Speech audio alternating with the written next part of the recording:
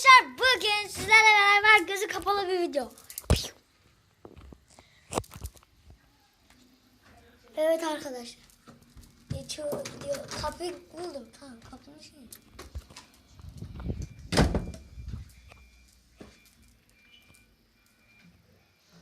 Arkadaşlar hadi gözümü açtım ya şimdi. Öyle abla burada mısın? Yok arkadaşlar. Gözüm kapalı bu arada. Burada da yok. Bilekliklerim güzelmiş. Şu an kafalarına. Allah.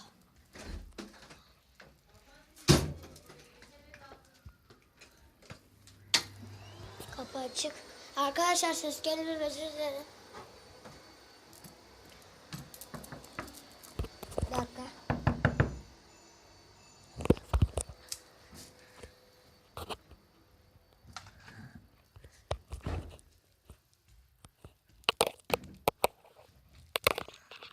Arkadaşlar evet, televizyon ve PlayStation, şu an hiçbir şey görmüyorum arkadaşlar.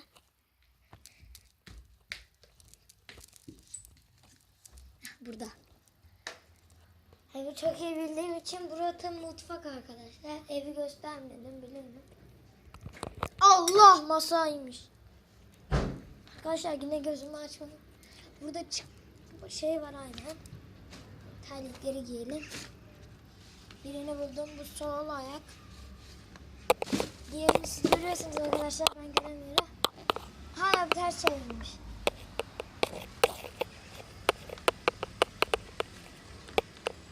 Yanlış oldu. Bu sol. Bu sağ. Şimdi doğru. Burada askı var. Çapraz gidiyor aynen. O yüzden bunu böyle ittirdik. Aşağıya gösteriyorum.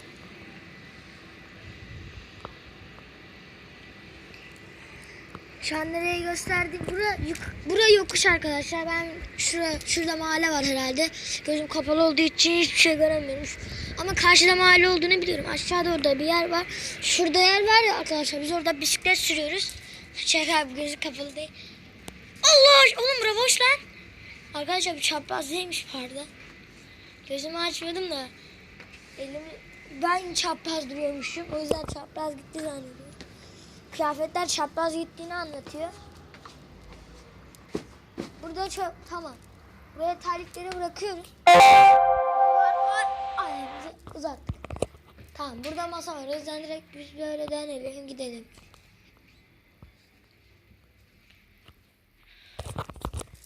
Tamam, burada gardırop anladık. Allah! Arkadaşlar kapıya çarptı. Buradan açtık. Bu da benim odam arkadaşlar. Şu an dağınık. Biliyorum. Toplamayı unutmuşum. Yine dışarısı. Şu karşı şu bina talaları. Evet. Kesin bu bina, çünkü arkadaşlar böyle gösterirsem başka bina. Çünkü binalar yan yana. Ben hala ne yaptığımı bilmiyorum. Arkadaşlar bakayım. Baktım arkadaşlar, niye? Çünkü kapanmış mı diye. Devam. Piu. Gözümüz kapalı. Arkadaşlar video kapandı zannettim, o yüzden açtım. Allah, güzel kapı.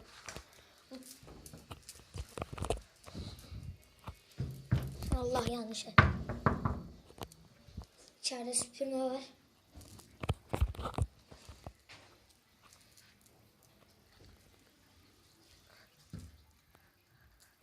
Yatak toplu mu arkadaşlar? Topsuz. Bakayım. Topsuz arkadaşlar. Toplamamış. Ver. Buna ne lan? Şimdi anladım. Ben bakarım. Gözüm kapalı challenge yapıyorum.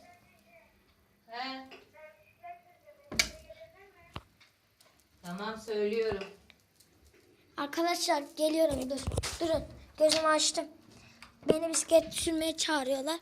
Tabii arkadaşlar 4 teker değil, 2 teker. 2 teker sürmeyi de ben 4 hafta önce. Talha!